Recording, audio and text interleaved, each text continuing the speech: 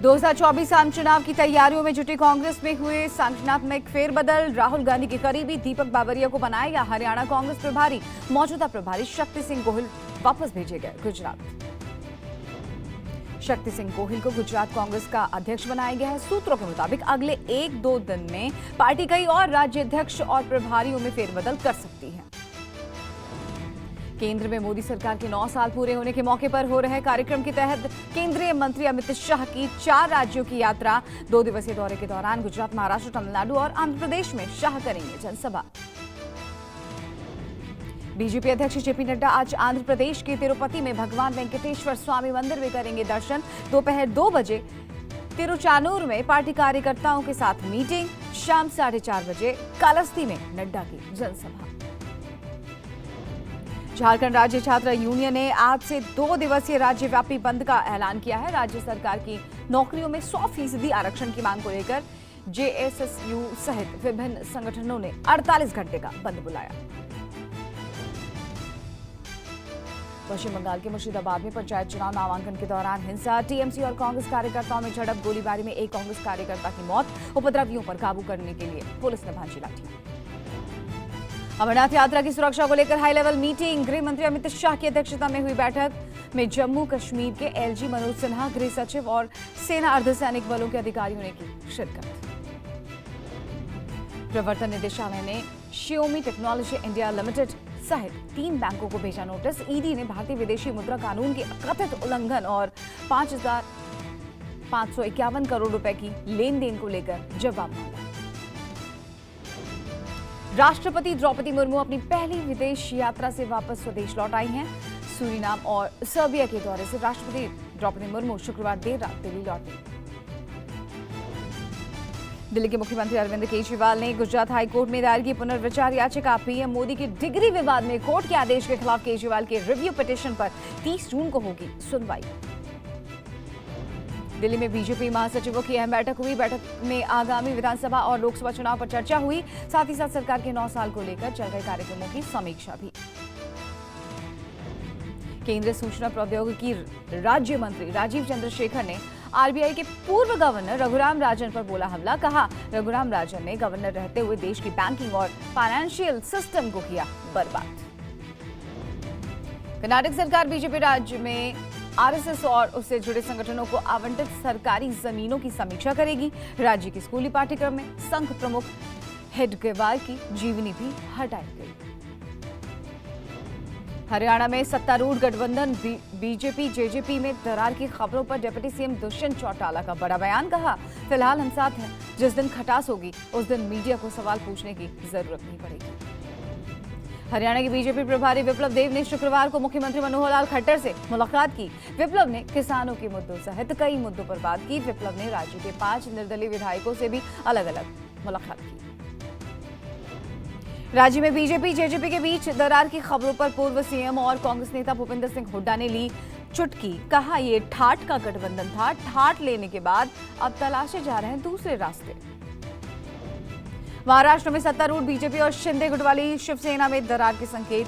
CM Eknath Shinde के बेटे और सांसद श्रीकांत शिंदे ने वीडियो मैसेज कर इस्तीफे की पेशकश की।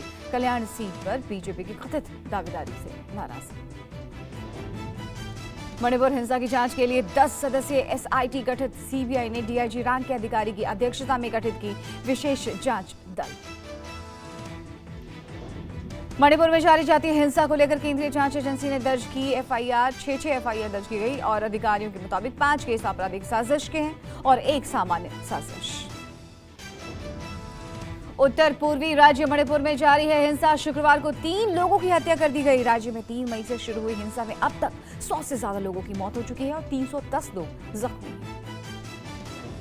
मणिपुर में इंटरनेट बंद किए जाने के खिलाफ दायर याचिका पर सुप्रीम कोर्ट का तत्काल सुनवाई से इनकार।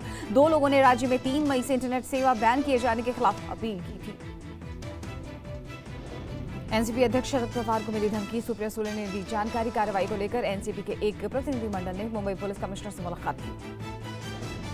व्हाट्सएप अकाउंट पर पवार को जान से मारने की धमकी मिली है। सुप्रिया सुले ने कहा, मामले पर जल्द से जल्द कार्रवाई हो और इस तरह की घटिया राजनीति बंद हो। धड़क आदरणीय पवार साहब के नाम से आज मेरे व्हाट्सएप पे ये मैसेज आया है। उनको एक धमकी दी गई है, एक वेबसाइट से दी गई है। मेरी विनती रहेगी होम मिनिस्टर से, महाराष्ट्र के भी और देश के भी होम मिनिस्टर से, कि ऐसी जो हरकतें हो रही है ये गंदी घटिया राजनीति है और ये कहाँ भी रुकना चाहिए। पवार की बात संजय राउत को मिली जान से मारने की धमकी। सुनील राउत ने कहा, मुझे और संजय राउत को मिल रही है। औरंगजेब मसले में फडणवीस पर एआईएमआईएम चीफ ओवैसी का पलटवार। कहा, फडणवीस इतने ही विशेषज्ञ हैं तो बताएं गोडसे और आपटे की औलाद कौन है? पूरे मालूम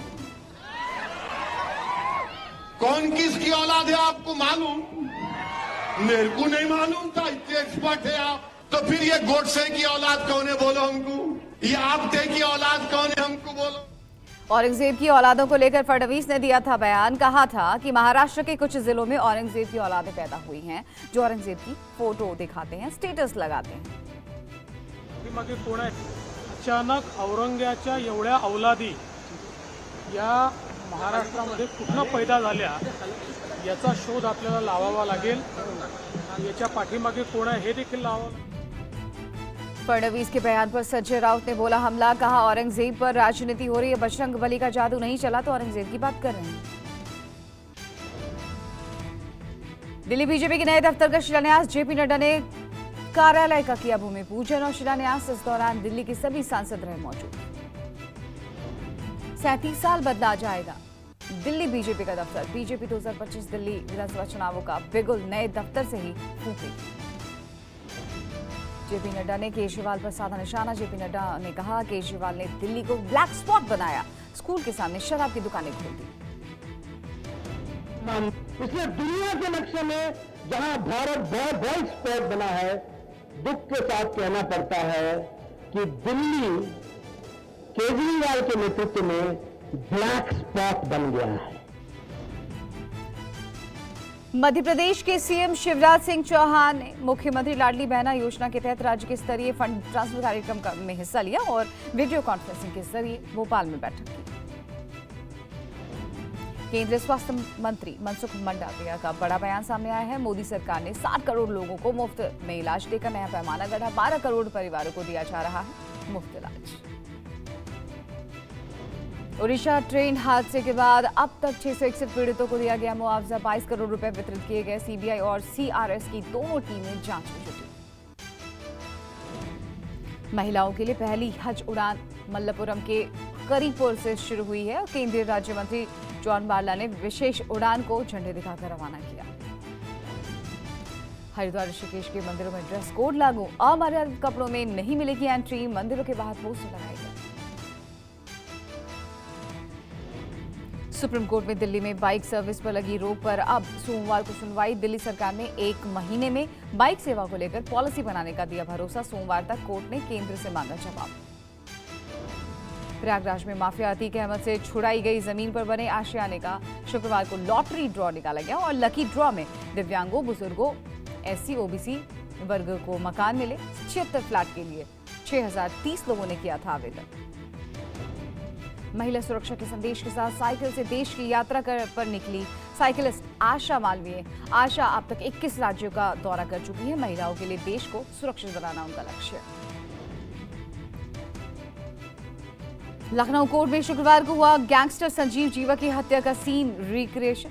कोर्ट में हुए रिक्रिएशन में शूटर को वकील बनाकर ठीक वैसे ही दृश्य बनाया गया जैसे जीवा पर गोली बरसाई गई थी। डीसीपी वेस्ट राहुल राज ने क्राइम सीन रिक्रिएशन की फुटेज जारी की।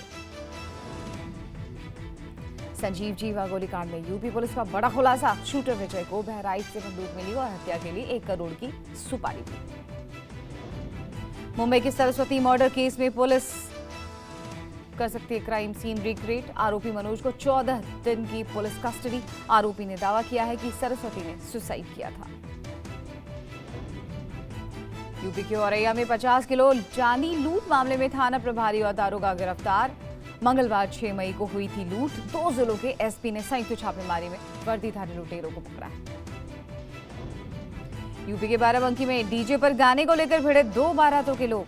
दोनों पक्ष में जमकर चले लात घूसे, लाठी डंडे और ईंट पत्थर। हसनापुर गांव में हुई मारपीट का वीडियो वायरल।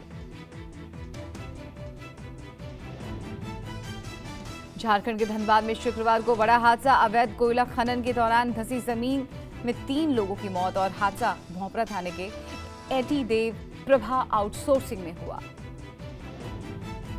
अरब सागर में उठे बेवजह तूफान की वजह से मानसून 1 हफ्ते की देरी से केरल पहुंचा। उत्तर भारत में 1 हफ्ते बाद पहुंचने का अनुमान। तो जून तक मानसून महाराष्ट्र पहुंचाएगा और 15 जून को गुजरात, मध्य प्रदेश, छत्तीसगढ़, झारखंड और बिहार पहुंचेगा। मानसून 20 जून को उत्तर प्रदेश में दस्तक देगा। 30 जून को राजस्थान, दिल्ली, हरियाणा और पंजाब पहुंचेगा। गुवाहाटी में भारी बारिश, तेज बरसात की वजह से जगह जगह पानी भरने से लोगों को हो रही परेशानी।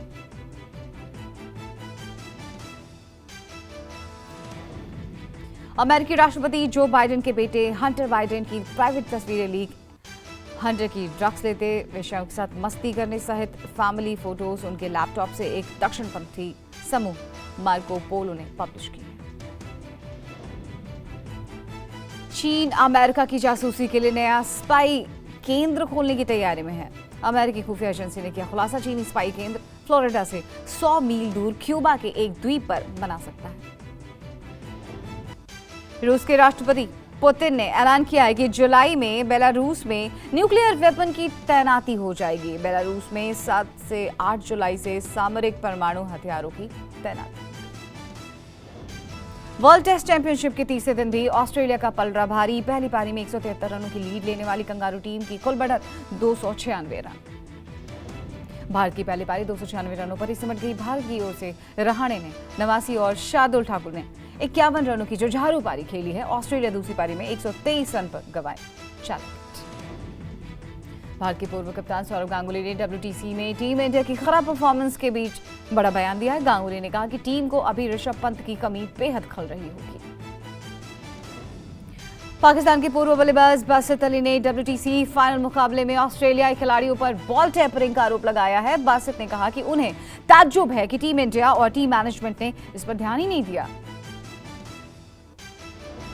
27 साल के बाद भारत में आयोजित होगा miss world 2023। Miss world Karolina Bielawska ने दिल्ली में प्रेस कॉन्फ्रेंस करके इस बात की जानकारी दी। एक्ट्रेस समांथा, वरुण धवन और सिटाडेल की टीम ने सर्बिया में राष्ट्रपति द्रौपदी मुर्मू से मुलाकात की। एक्टर वरुण धवन ने मुलाकात की तस्वीरें सोशल मीडिया पर शेयर की। Film Pyaar Ka Punchnama fame actress Sonalli Sehgal और पति आशीष सजनानी ने ग्रैंड वेडिंग रिसेप्शन रखा। रिसेप्शन में राजकुमार राव अपनी पत्नी पत्रलेखा के साथ एंट्री। मुंबई एयरपोर्ट पर स्पॉट हुई Deepika Padukone. White top, jeans और ओवरसाइज्ड जैकेट के साथ क्लासी लुक में नजर आई दीपिका। फिल्म निर्माता नितेश तिवारी की अपकमिंग फिल्म रामायण में साथ नजर आएंगे रणवीर कपूर और आलिया भट्ट। फिल्म में दोनों राम और सीता के रोल में दिखाई देंगे। अक्षय कुमार ने अपनी upcoming film oh my God का पोस्टर रिलीज किया। पोस्टर में अक्षय भगवान शिव के रूप में दिखाई दे रहे। फिल्म 11 अगस्त को सिनेमाघरों में रिलीज होगी। सनी देओल की फिल्म गदर 2 की शूटिंग चंडीगढ़ के गुरुद्वारे में हुई। शिरोमणि गुरुद्वारे की कमेटी ने फिल्म के रोमांटिक सीन को लेकर एतराज जाहिर किया। एक्टर प्रभास की फिल्म आदि पुरुष की एडवांस टिकट बुकिंग शुरू हो गई है। इसी बीच एक्टर रणवीर कपूर ने गरीब और बेघर बच्चों के लिए फिल्म आदि पुरुष की 10,000 टिकटें खरीदी।